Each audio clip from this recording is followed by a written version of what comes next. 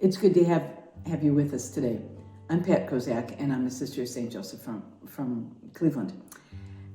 I'm here to reflect on this coming Sunday's readings. I don't know about you, but it feels to me that Lent is moving faster than it usually does.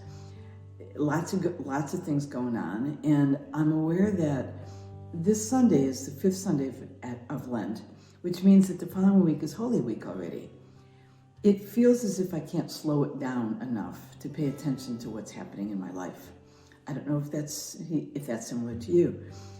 And so when I looked at this Sunday's readings, I was intrigued by this one line that Jesus says that for me speaks to how fast things are going and how much I can't always keep up with them. And so the line that Jesus says is, "I am troubled now, yet what should I say? God saved me from this hour, but it was for this purpose that I came to this hour." I find this oddly comforting. Life gives us all kinds of reasons to be troubled and concerned, but somehow to hear Jesus say, "I'm troubled and I don't know what to do," gives me an incredible amount of reassurance. Things going on in our country, things going on, the kind of harsh, mean stuff that's going on in our politics, the concerns, anxieties that happen in our families, that often happen at work as well. There's a lot of things that cause us to be troubled, and troubled may be an understatement. And so when I look at the gospel and I say, well, so what does Jesus do when he's troubled?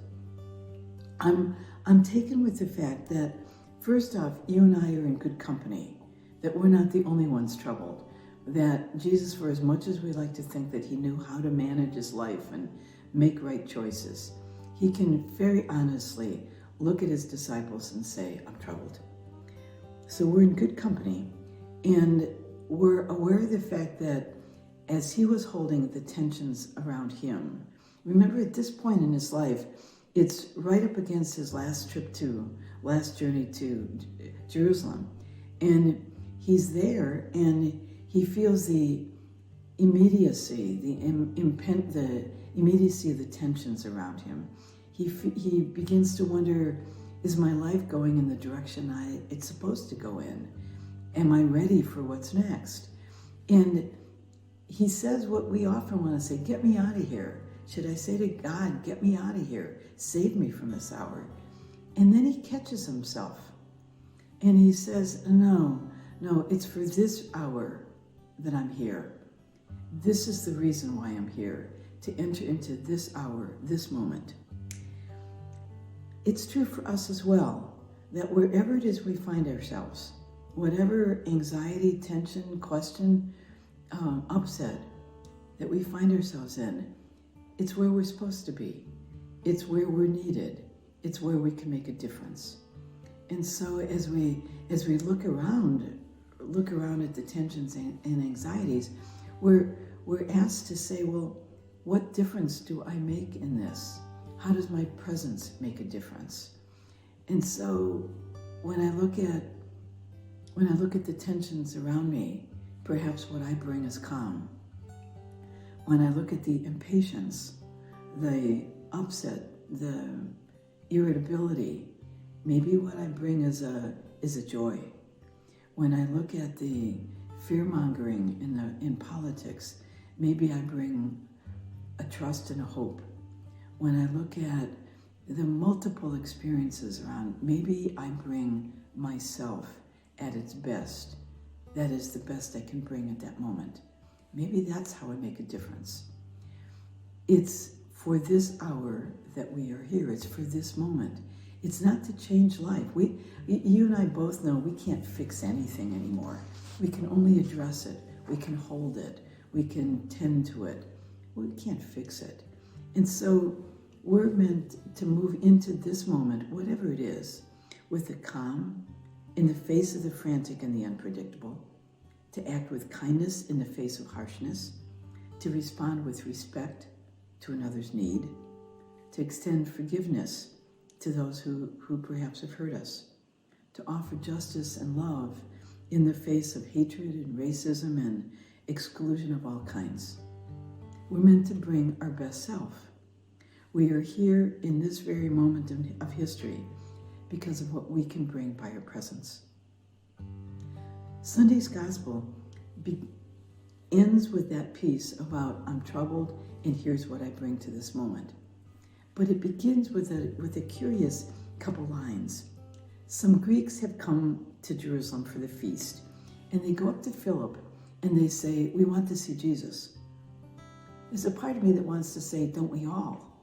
Don't we all want to see Jesus? Isn't that in some way what it's about? Can we all see love? Can we all see goodness? Can we all see God? The gospel never tells us whether or not the Greeks ever saw Jesus. I like to think that they did. But I want to turn that phrase around for us today. We want to see Jesus. That maybe it's something that we can do and be. That every time you and I extend kindness, anytime you and I are patient in the face of upset, anytime that we speak for justice, we really are the face of Jesus in that moment. You and I, the face of Jesus. And so when the Greeks say, I want to see Jesus, when the folks around you wish that they could see goodness, see God, see love, they do it in us. We are the face of Jesus.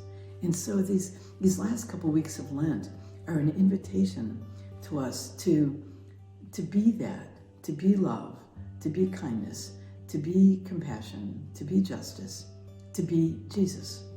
That's the invitation. And so it calls for our attentiveness to see it in others. And it calls for our intentionality to be it in our own action.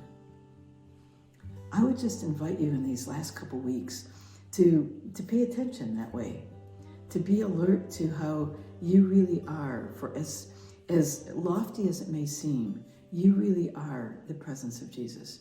You really are the face of love. And to look around and see the face of love in people that maybe you wouldn't have expected it. You weren't looking at them that way, and yet there they are in front of you. I'd invite us also to hold each other in prayer in these next couple weeks, so that come Easter, we can in fact celebrate that we have increasingly seen the risen Jesus in our midst, and maybe just as importantly, in ourselves. Thanks much for joining us today, and blessings to you.